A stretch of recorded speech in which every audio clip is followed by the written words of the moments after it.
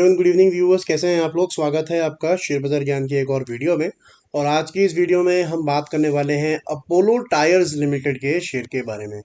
383.95 Friday के session में थोड़ा सा कमजोर फ्लैट बोल सकते हैं, 0.27% नीचे, 1 रुपया का गिरावट।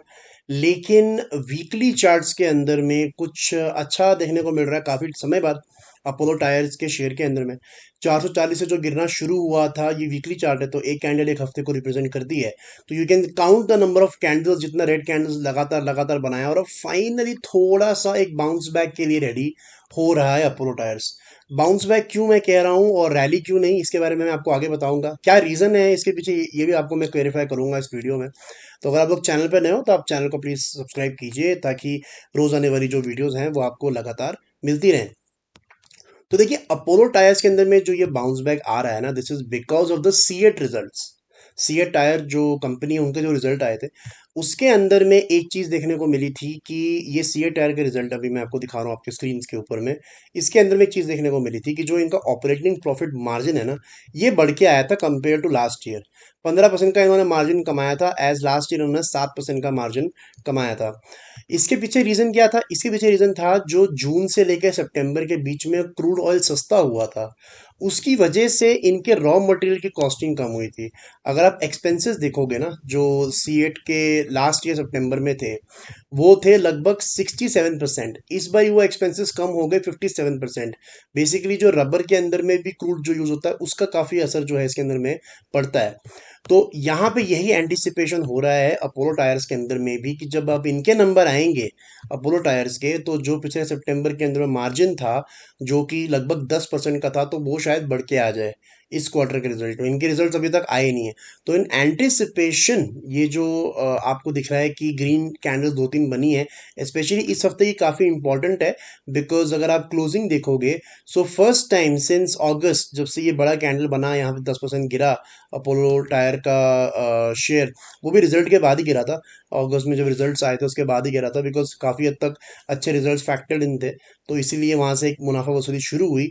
उसके बाद में this is the first week, first green candle, जहाँ पे इस ग्रीन कैंडल का जो क्लोजिंग है 383.95, that is higher than the last red week. Red week का जो हाई था दैट वाज 380.5। तो उसके ऊपर का जब इसने क्लोजिंग दे दिया है, so now you can see कि यहाँ पे आपको थोड़ा बाउंस बैक देखने को मिल सकता है।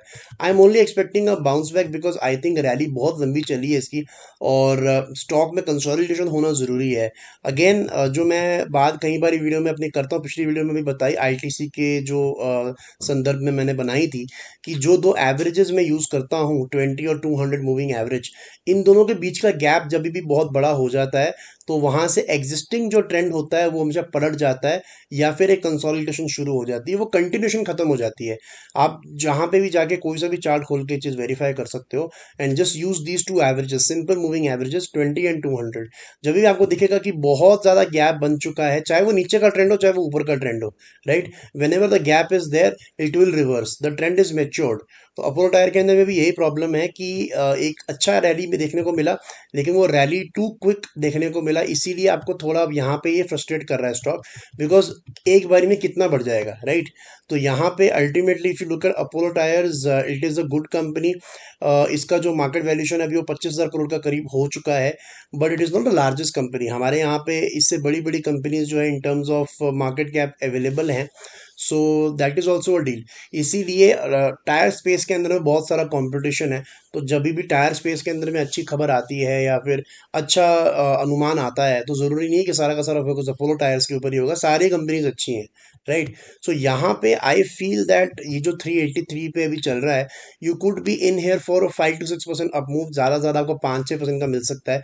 लेकिन एक बार रिजल्ट इसके आ जाएंगे तो फिर से शायद फिजल आउट होगा। हालांकि रिजल्ट आने में इसके अभी काफ़ी टाइम है, 14 नवंबर को इसका जो है रिजल्ट आना है। और ये जो इस हफ्ते इसके अंदर में एक ऊपर की तरफ में स्पर्ट आया है, दैट इज मोर और less because of the CEAT stock.